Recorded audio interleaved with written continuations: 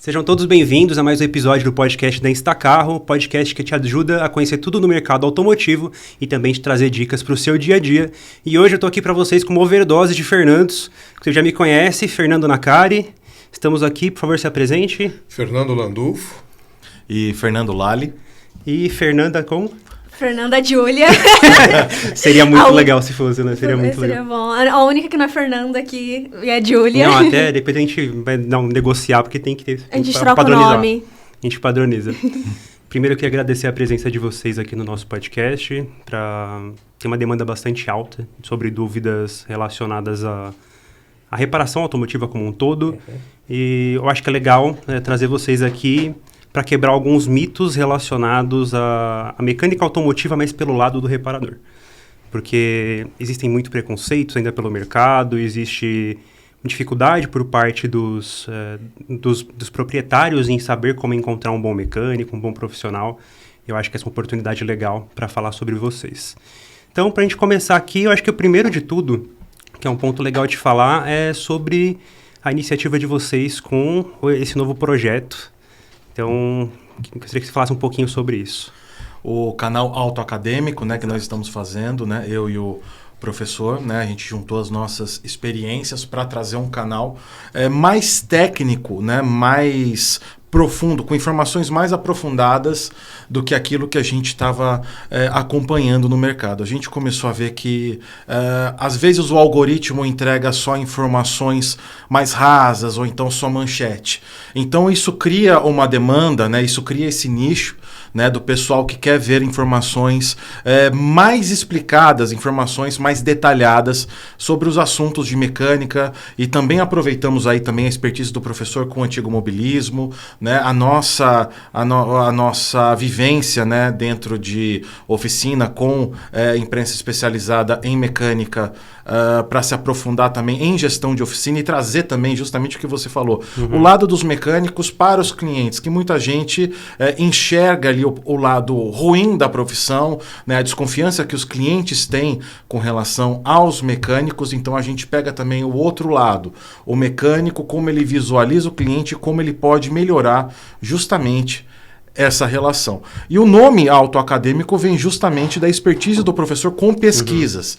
E nós também vamos abordar pesquisas, vamos fazer pesquisas sobre esses assuntos mais polêmicos que estão sendo tratados no mercado, e nós vamos colocar no nosso canal. E é legal, até para a gente situar, acho que é legal falar um pouco do currículo de vocês, como que vocês chegaram até aqui, até esse momento do autoacadêmico.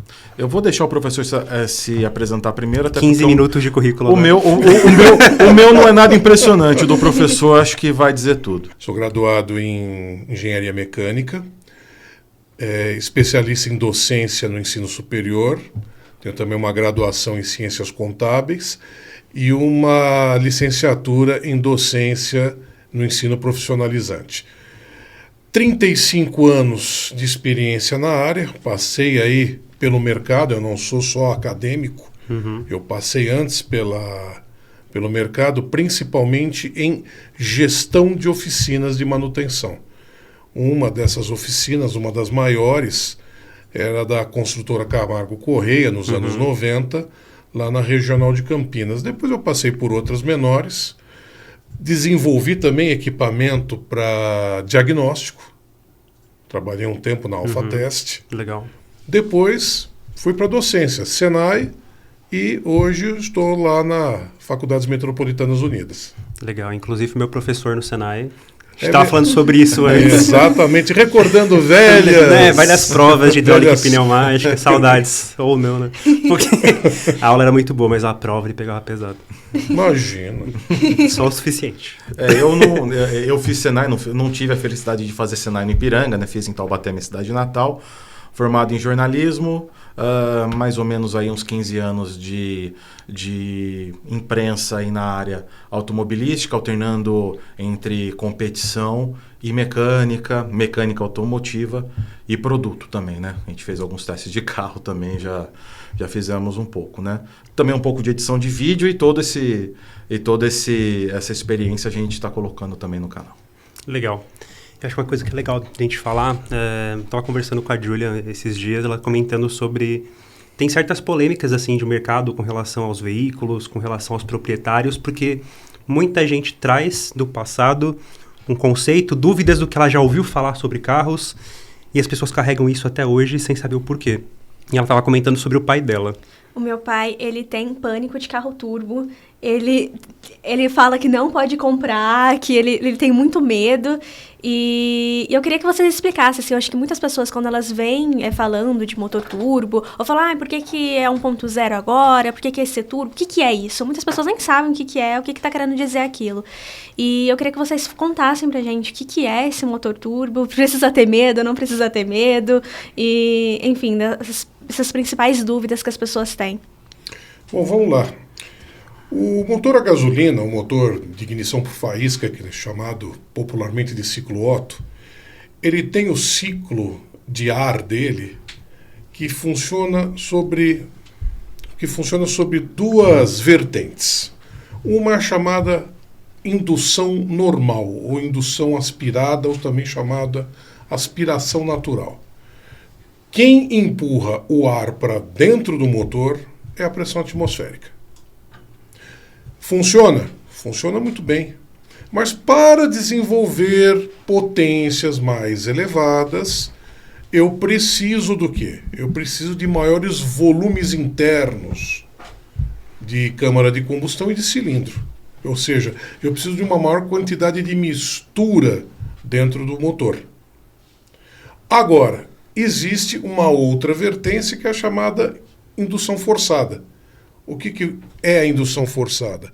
Quem empurra o ar para dentro do motor é um compressor. Um compressor que pode ser um compressor movido por uma correia, pode ser um compressor movido por uma engrenagem ou pelos gases de escapamento, que é o turboalimentador. Então, qual é a função do superalimentador? É simplesmente jogar uma massa maior de ar dentro do motor, obviamente com a relativa quantidade de combustível. Para quê? Qual é o grande objetivo de se usar a indução forçada? É tirar o mais do menos, ou seja, eu diminuo o tamanho do motor e eu consigo extrair com a indução forçada uma maior quantidade de energia mecânica dele. É esse o único motivo, é tirar o mais do menos. Então não há motivo para se ter medo do motor superalimentado. É lógico, existem aquelas pessoas que, para obter desempenhos maiores, além até do razoável, colocam superalimentadores em motores maiores. Mas aí já é com propósitos esportivos e não de condução normal em rua. E é legal frisar também que esses motores turbo atuais, eles são projetados desde o começo com a expectativa de se ter um turbo, né, dentro ali do sistema de admissão, né? Sim. Então, em questão de durabilidade não deveria haver prejuízo, né? Até porque não são turbos grandes, são turbos bem pequenos, Uhum. aliás, comparados a esse de competição, né? De competição. Agora, o que é interessante frisar também é por que esses motores turbo, por que agora existe o motor 1.0 turbo, por que não pode ser um motor 1.6, 2.0, que nem... Sim, é exatamente que nem... isso. Por que eu vou ter que ter um 1.0 turbo 3 cilindros? Por que isso, né? Por que ele é melhor que 1.6? É legal, e o professor acho que ele pode até dissertar melhor sobre isso. Praticamente todas as evoluções que existiram nos motores, né, principalmente dos anos 70 ou 60 para cá, né, nos últimos 50 anos dos motores, a combustão foi para atender expectativas com relação a emissões de poluentes. Então, o motor 1.0 turbo, ele teoricamente ele emite menos poluentes que o motor 1.6 ou que o motor 2.0, né? Até por conta aí de ele oferecer mais torque de saída. Então, né, o funcionamento dele é diferente, ele se acelera menos para ele ter mais suavidade justamente na parte em que ele se polui mais no carro, né? Nas saídas em que se demanda mais, em que a mistura ficaria mais rica, né? Teoricamente, você tem mais mistura dentro do cilindro, né? Explicando aqui bem por cima, né? Só isso já daria um podcast inteiro pra gente. Sim, com certeza. pra gente se aprofundar nisso. Então, houve esse movimento chamado downsizing, né, justamente para atender emissões ambientais. Muita gente tem saudade dos motores Família 2, muita gente tem saudade dos AP, mas eram motores que não atendiam mais emissões ambientais, por isso foram substituídos por outros motores que são mais eficientes, não só em economia de combustível, mas também em emissões. E, mas você fazer todas essas melhorias não aumenta a potência? Sim, mas é um benefício, é um efeito colateral positivo. Né? Aumento de potência e melhora de economia são eventos aí, colaterais positivos. Né? O primeiro objetivo aí das marcas, né, das empresas, né, das montadoras, é justamente atingir essa questão de emissões de poluentes. E até motores mais modernos já não atendem mais. O caso do 1.6 MSI, que era um motor moderno da Volkswagen, que teve que ser descontinuado aqui no Brasil porque não atende mais o Proconv. Tem isso, tem a questão também de ter menos partes móveis, ser um motor com menor atrito, né? A gente pode usar óleo cada vez mais fino para troca térmica, lubrificação, então são várias vantagens. Então você fala pro seu pai, pode comprar um 1.0 turbo. O pai dela está se mantendo fiel aos antigos GM, mas pode confiar. Acho que muito do que a gente vê com relação, principalmente a turbinados, é com relação a isso mesmo. A pessoa conhece o histórico de turbos do que a gente via antigamente em veículos que eram preparados, aí o cara exagerava, aí estourava a turbina, dava entrada de óleo no cilindro, começava com fumaça azul, então todo carro turbo dá problema. E não é bem assim, sabe? É uma dúvida que é bem interessante, e a gente acompanhando lá blog, redes sociais, um monte de gente, nossa, pra que turbo? Pra que eu vou botar um turbo no 1.0? Tem muita demanda disso, tem muita dúvida. A questão é a seguinte, hoje, para você gerar a potência desejada que vai dar ao veículo o desempenho esperado, sem um superalimentador, com as misturas super pobres que são necessárias para atender às legislações de emissão, sem o superalimentador não vai. Não funciona. E você tocou num ponto muito importante que eu ia falar sobre isso, foi o gancho perfeito. E a questão dessa nova mistura de etanol na gasolina. O que a gente pode esperar disso? É bastante polêmico. Eu acho que vai ter um ponto interessante que vocês podem tocar sobre esse assunto, que vocês vão trabalhar também no canal, né? Já trabalhamos, já existe, a gente já colocou no ar já um vídeo com as opiniões do professor. As opiniões não, né? A pesquisa do professor, né, acerca da nota técnica que ele publicou também, né, está no nosso site autoacademico.com.br, e existe, né, segundo o professor pesquisou, existe já trabalho com relação à adição de etanol a mais na gasolina, há trabalhos técnicos que indicam que a tendência à corrosão em motores não preparados, isso a gente tem que frisar, em motores não preparados para receber mais adição de etanol, e aí nós estamos falando dos motores pré-93, que são os motores que não estavam ainda preparados para adição de etanol, né, porque houve essa mudança da aditivação da gasolina em 93, né? Antes era chumbo tetretilo e MTBE, e depois passou-se a utilizar etanol anidro. Com essa entrada do etanol anidro, os motores pré-93 aí tendem a sofrer mais, e também os importados, onde costuma se trabalhar aí com 10% de etanol na aditivação da gasolina. Só que ainda não existe. O outro ponto que todo mundo comenta nas oficinas, né, principalmente, é sobre formação de depósitos, e isso ainda não existe. Trabalho técnico, trabalho acadêmico no mercado, nem as próprias fabricantes de autopeças, se existe esse trabalho, ainda não é conhecido, ainda não é público, sobre a causa de formação de depósitos. Não se sabe por que o etanol provoca, ou se ele é realmente quem provoca esse tipo de depósito. O professor pode detalhar mais a respeito sobre a pesquisa e sobre como isso deve impactar nesse primeiro momento, né? Bom, eu vou complementar o que o Lali falou. Não existe uma pesquisa acadêmica sobre o assunto até o presente momento. Eu startei na semana passada com uma junta de colegas na FMU, com a ajuda do ADG, lá da High Torque, que vai me fornecendo as amostras. Nós vamos iniciar, ou melhor, já iniciamos um trabalho acadêmico para pesquisar justamente este ponto.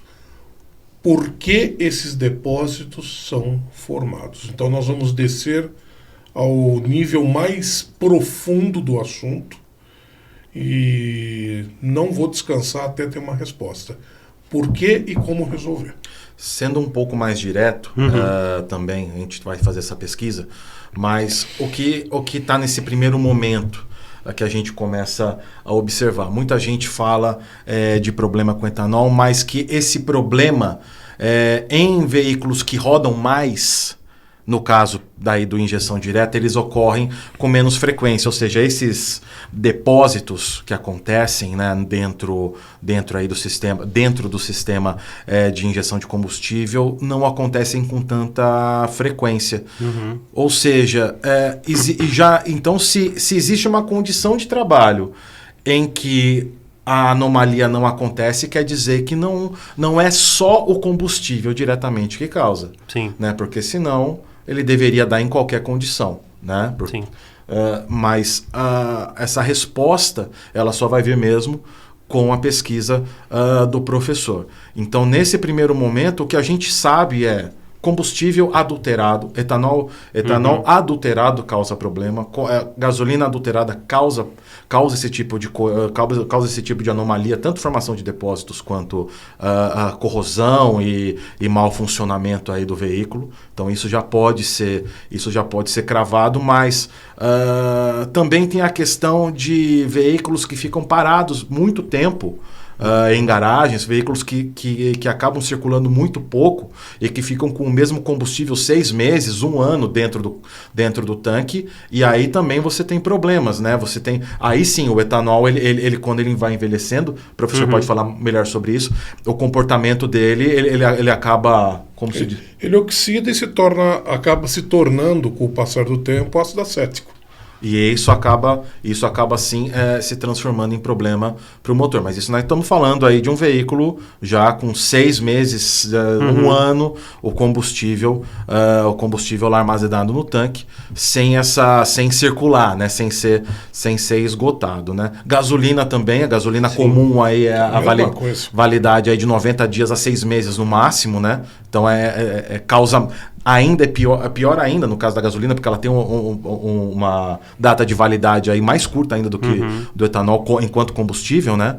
Então, essa questão do combustível adulterado, isso daí já é sabido, já é público que realmente causa um problema. Agora, sobre os 35% de etanol, o que pega nessa notícia dos 35% é que não foi feito um estudo técnico para se comprovar. Primeiro que não haveria consequências a veículos, né, a frota, né? E também não foi explicado por que 35%. Sim, onde chegaram nesse número, né? Como chegaram nesse número? Foi falado de 30% no ano passado e já era comentado pela AEAC. Eu já tinha feito uma matéria sobre isso já. A AEA, né, a Associação dos Engenheiros Automotivos, já alertava que poderia haver problema justamente com esses veículos que não estavam preparados ainda. Aí, flex é outra história, tá? Sim, estamos tirando o flex aí da jogada, né? Então, né, principalmente os flex mais modernos não vão ter, teoricamente não deveria haver problema sobre isso, a não ser um leve aumento de consumo, né? Sim. Mas, então, como se chegou em 35%? Esse é o grande problema, eu acho, dessa medida. Não foi tornado público e não foi aberto, não houve por que foi chegado nesses 35% e por quê?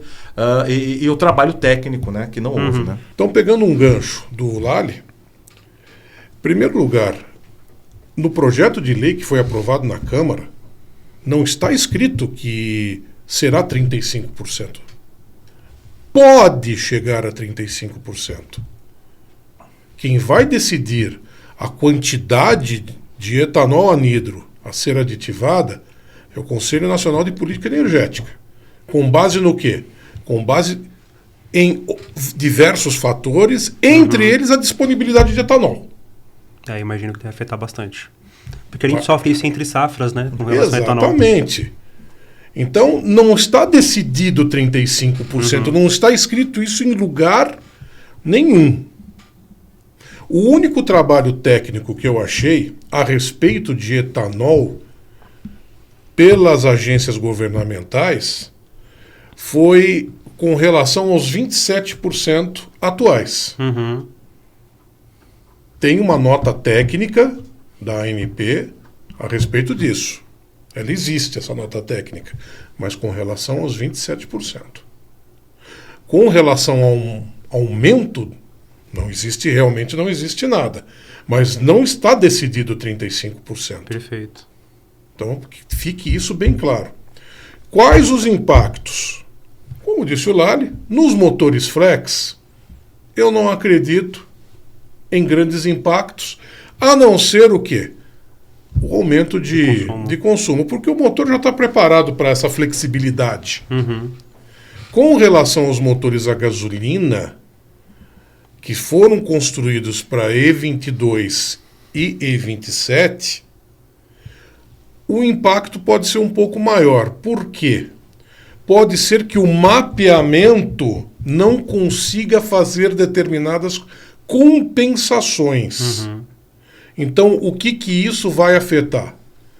Talvez, não é certeza, porque não houve teste. Uhum. Talvez alguma irregularidade de funcionamento, tanto no desempenho como no consumo, e talvez alguma dificuldade de partida a frio. Talvez. Por quê? Porque não foi ensaiado, não foi testado. Não sabemos. Perfeito. Formação de depósitos. Não existe trabalho ainda pronto. Eu estou iniciando um agora. Agora, com relação à corrosão, sim, existe trabalho já publicado afirmando que o aumento da aditivação de etílico anidro na gasolina aumenta a agressividade no que diz respeito à corrosão de metais. Isso já está publicado, isso existe.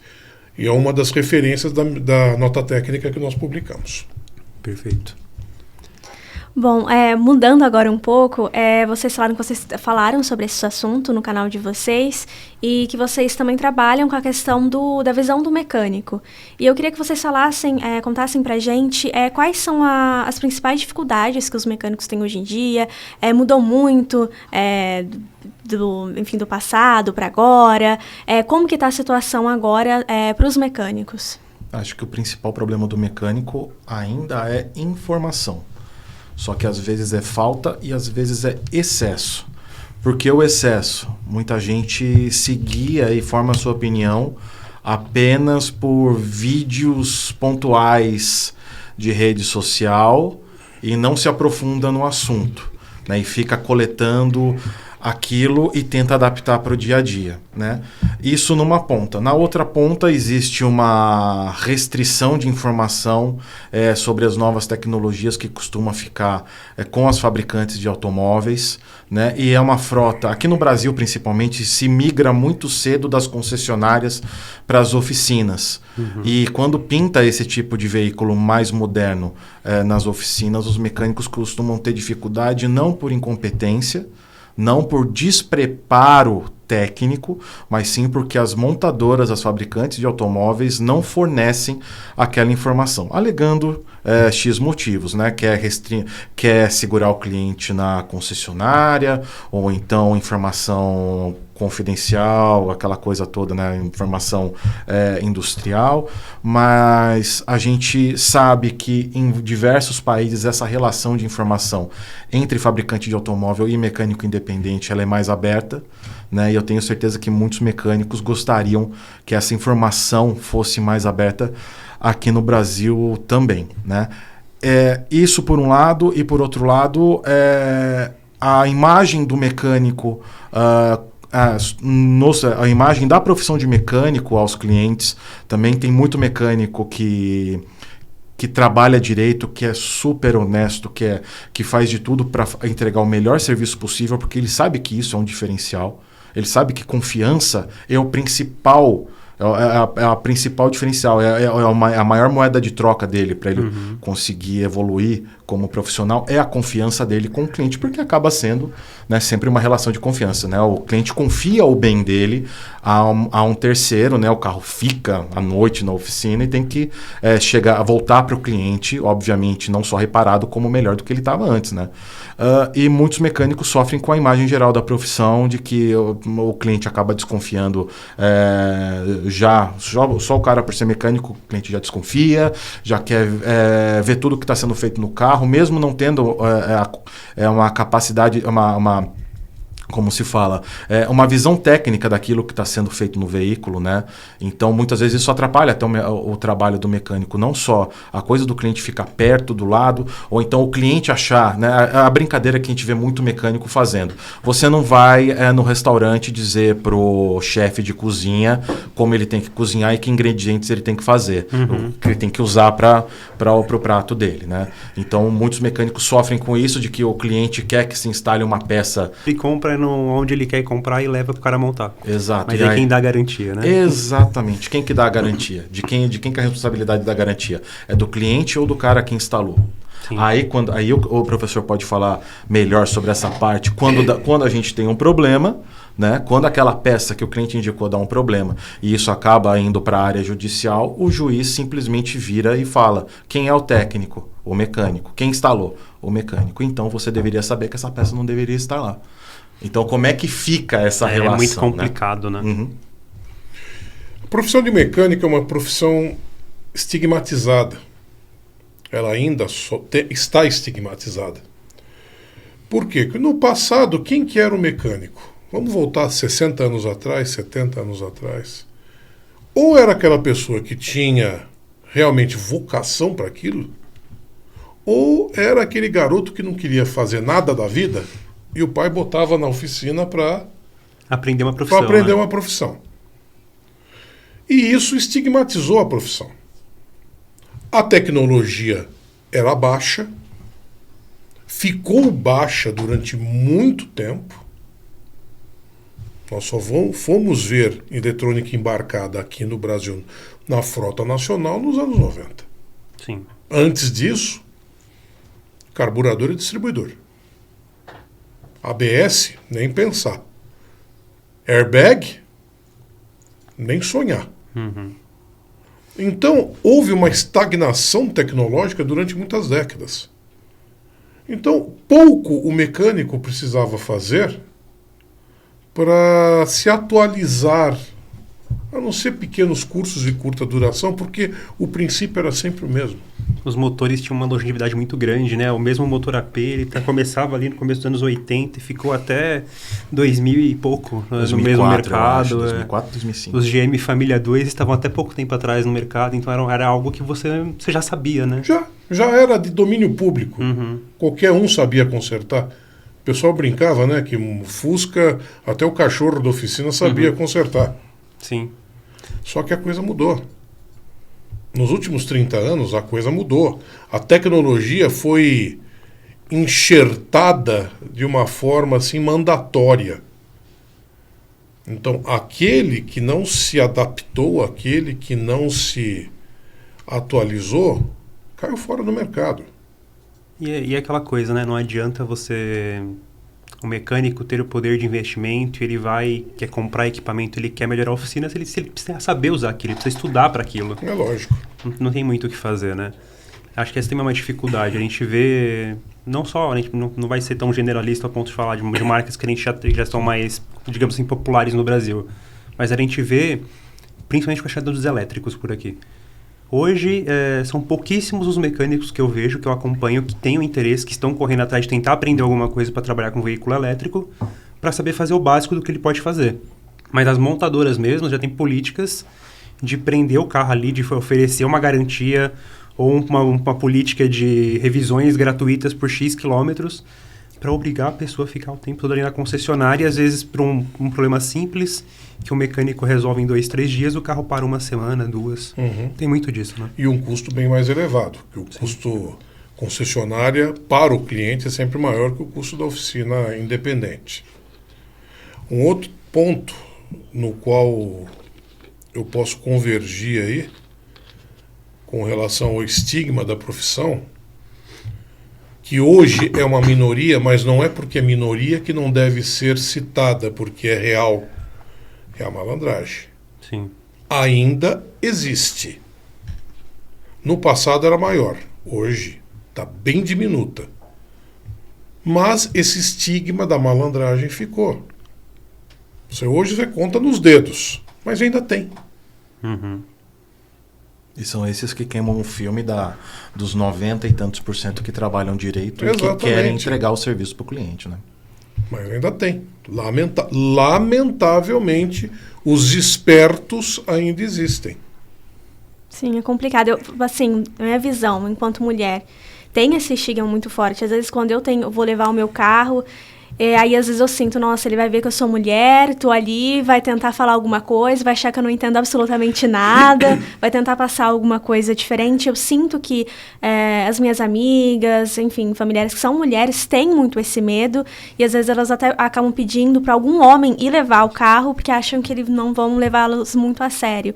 Vocês trabalham falando diretamente com o mecânico e dando dicas, mas se a gente for olhar para essa outra ponta, o que vocês acham que é bom ficar atento para perceber se não é essa minoria de 1% que está tentando ludibriar, falar alguma coisa? Quais são os pontos que, assim, eu que estou levando o carro posso prestar um pouco atenção se é para alguma pessoa que não entende nada de carro?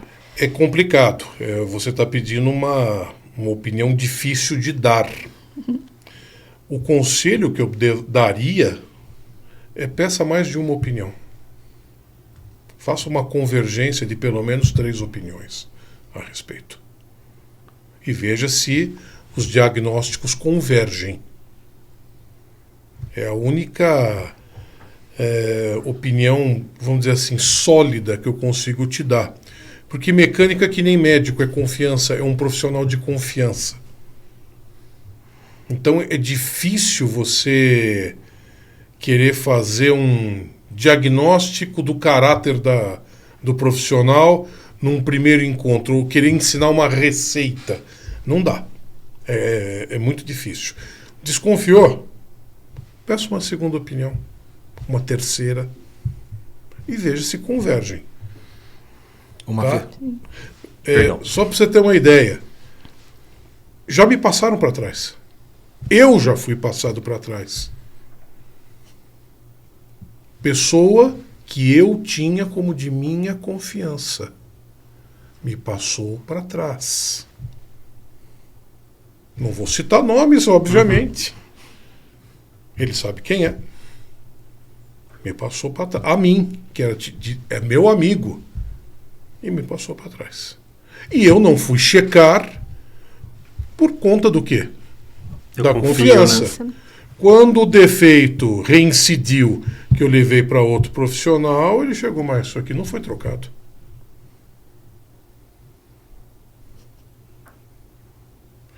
Concessionária, carro novo que eu tinha, fui levar em concessionária para fazer revisão, foi cobrado e não foi trocado.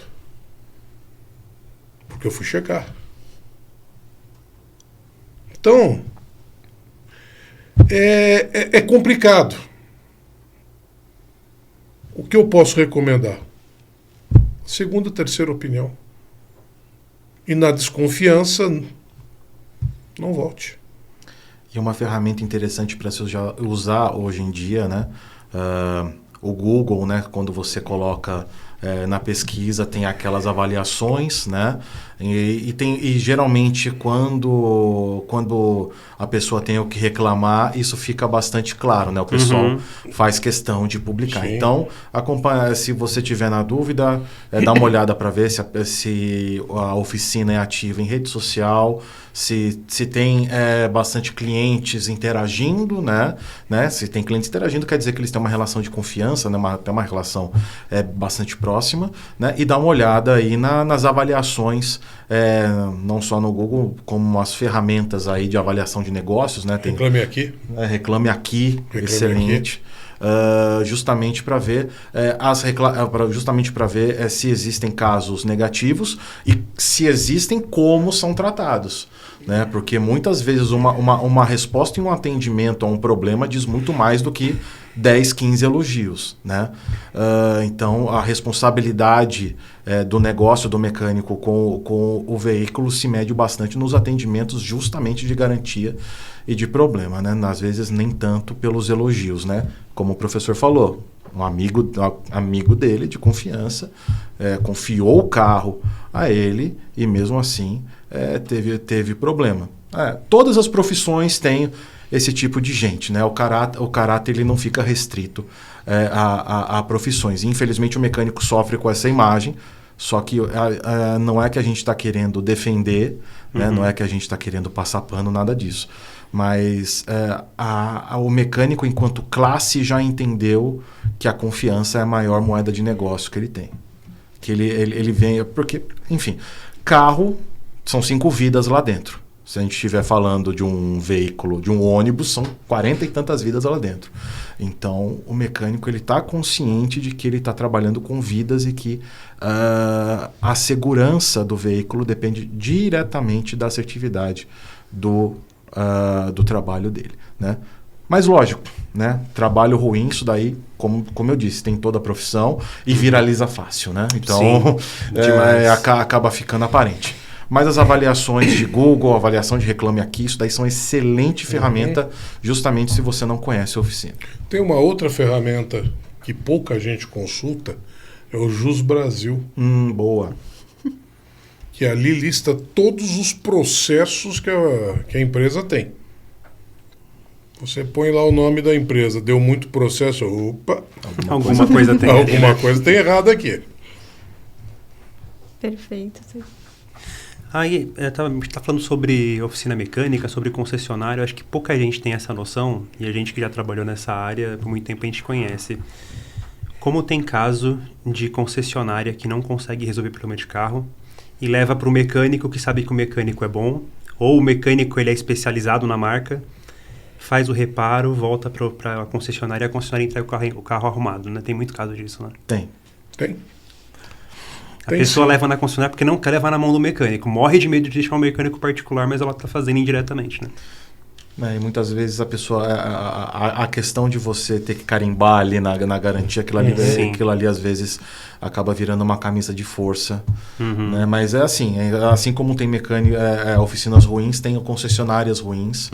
Né? E justamente pela concessionária ter que obrigatoriamente ter um serviço de excelência, porque cobra como serviço de excelência, fica gritante quando não acontece, né?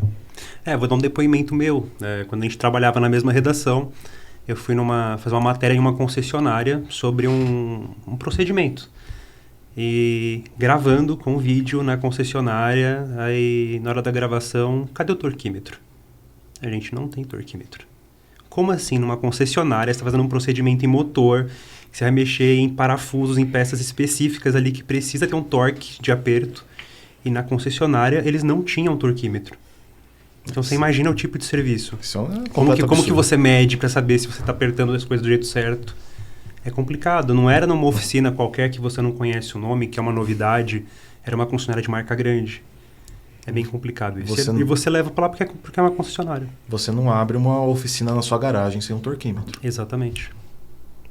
É básico ali para você fazer qualquer serviço. Tão básico quanto uma ferramenta de um paquímetro, um jogo de chave de roda. Você tem que ter um torquímetro. Ainda mais com veículos cada vez mais... com reparo cada vez mais delicado. Tem que ter. Sim. Né? Tantas peças dentro de motores de alumínio que você tem que ter um torque muito controlado ali. Peças de metal borracha, peças de plástico. É complicado. Eu acho que uma dúvida que também vem bastante dos nossos leitores lá do canal, seja nas nossas redes sociais, no nosso blog, que sempre tem aquela dúvida. Eu tenho a minha opinião, mas eu quero ver a de vocês também que são da área. Quem está pensando em trocar de carro, o que vale mais a pena? Um carro novo, 0 km, ou um usado com histórico de revisão mais completo? O que vocês fariam? Vocês são do setor. Professor Fernando Landulfo. Eu sou suspeito. Eu sei. Eu sou suspeito. Eu também sou. Eu sou suspeito. Por isso eu estou terceirizando a resposta. Eu sou suspeito pelo seguinte. eu não compro carro novo. Por que você não compra carro novo, altíssima tecnologia? Porque eu não estou afim de perder 20% do valor desse veículo no primeiro ano. Eu sou a favor de comprar o usado, já depreciado, mas com um bom histórico de manutenção. É a minha opinião pessoal. É o que eu pratico nos meus 40 anos aí que eu tenho carro. Deixa eu fazer a conta. Dá mais ou menos isso. Meu primeiro carro eu ganhei com 14 anos de idade, para desespero da minha mãe. Imagina. Ganhei do meu avô, um Dodge Charger. Nossa. Do meu avô, para desespero da minha mãe. E desde então, isso foi em 82. Nós estamos em 24, ou 42 anos. 42. Em raríssimas ocasiões, eu comprei carro novo. Se eu comprei uns 3 carros novos na vida, foram muitos. Eu sou praticante deste hábito. Por quê? Porque eu considero, vamos dizer assim, perda de dinheiro. Essa depreciação no primeiro e segundo ano. Então eu prefiro comprar o carro já depreciado. E outra, eu compro do modelo que eu quero, na cor que eu quero, com os opcionais que eu quero, e não o que tem no estoque. Exatamente. E a pronta entrega, né? E a pronta entrega, complementado. Eu acho que isso é bem legal de falar, porque a minha opinião, o Lali também sabe disso, eu também sou partidário disso. E eu também não gosto dos carros novos, avalio os carros novos, ando com eles frequentemente, mas para mim eu não considero um investimento interessante. Eu investir num carro 0 km, pagar, sei lá, 140 mil num HB20 0 km, se eu posso comprar um Honda Civic 2020, por exemplo, que me oferece muito mais qualidade, que me oferece mais acessórios, mais conforto, às vezes a mesma economia de combustível, por um preço que eu posso até, dependendo da situação do carro, histórico de manutenção, eu posso barganhar. Eu sei que o carro está revisado, ou o carro está faltando fazer alguma coisa, eu sei o que o carro tem, eu consigo trabalhar dentro disso. E eu acho que isso é um ponto bastante interessante, que a gente vê das pessoas perguntando pra gente lá no canal, né? Bastante. Sim, e eu acho que essa principal dúvida é, então eu vou comprar um carro que é usado, vou economizar dinheiro, não vou perder dinheiro, mas também, qual quilometragem que compensa? Quilometragem quase sempre desvia o olhar daquilo que realmente é no carro. Tem muito carro aí pouco rodado que está muito mais estourado, muito mais cheio de defeito do que um carro que está muito rodado. Concordo. É uma cortina a quilometragem baixa, por vezes, é uma cortina de fumaça, assim como a aparência. Assim como a aparência. Quando a maquiagem está muito bem feita, eu desconfio do que tem atrás. O último veículo que eu comprei é um Clio 1.0, né? Eu não sou dos jornalistas mais abastados do setor. Foi um Cliozinho 1.0, ele tinha algumas marcas na pintura que eu perguntei para o vendedor, ele me voltou com uma frase muito boa que eu usei desde então. Carro tem que ter história, se não tiver história, desconfia. Exatamente. São marcas de uso. O carro tem que ter marcas de uso. E faz parte, acontece, faz né? parte. Mesmo que você não Foi queira. usado. Está impecável, sem detalhes. Eu já dou um passo para trás. É coisa maquiada. Então, quilometragem. Eu não vou dizer uma quilometragem. Eu já vi motor de 100 mil quilômetros muito bom e já vi de 60 mil quilômetros que não valia nada. Motor de 60 mil quilômetros que estourou uma correia dentada, arrebentou todo o jogo de válvulas do motor e o conserto foi feito mais ou menos para passar o carro para frente. Então aquele motor de 60 mil quilômetros não funcionava tão bem quanto um de 100 mil. É uma análise técnica. Uma análise técnica onde você analisa o veículo, você analisa documentos que vão comprovar se aquele veículo teve um bom histórico ou não. é um conjunto de fatores e não uma quilometragem. Então, não tem quilometragem. Principalmente se o veículo tem baixa quilometragem, mas só rodou em trânsito em São Paulo, esse carro rodou mais em marcha lenta do que qualquer outra coisa. Condição severa. Exatamente. E isso é uma Condição coisa... severa. Isso, né? Já...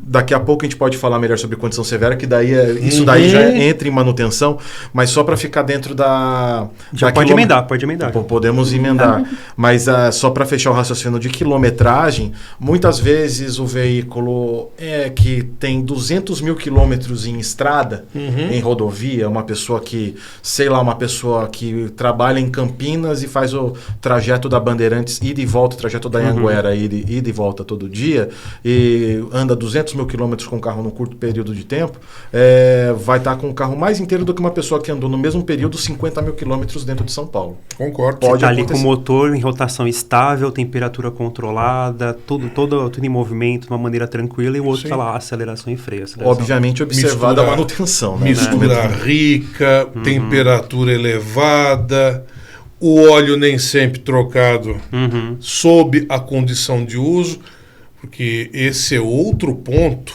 que precisa ser observado. Veículo de cidade é condição severa, o período de troca é outro. Muita gente entende que é o contrário, né? Que em condição severa é você rodar muito com o carro. Não, é rodar negativo, pouco. ao contrário. É rodar pouco com o carro. O carro foi feito para andar.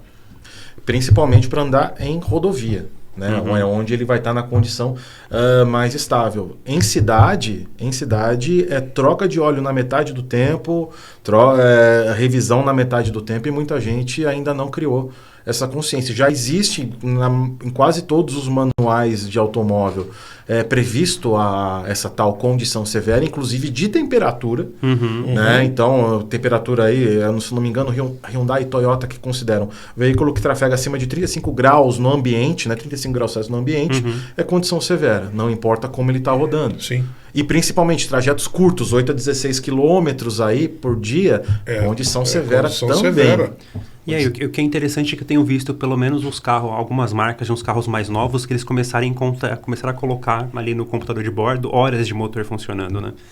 Porque você contar por quilometragem é isso. Você rodou, às vezes, 3 mil quilômetros, está numa condição extremamente severa, o óleo já está prejudicado e você não tem quantas horas aquele motor rodou, se já é um momento de troca ou não. E a gente sempre foi baseado nisso, de trocar carro por óleo por quilometragem, e não é o melhor parâmetro.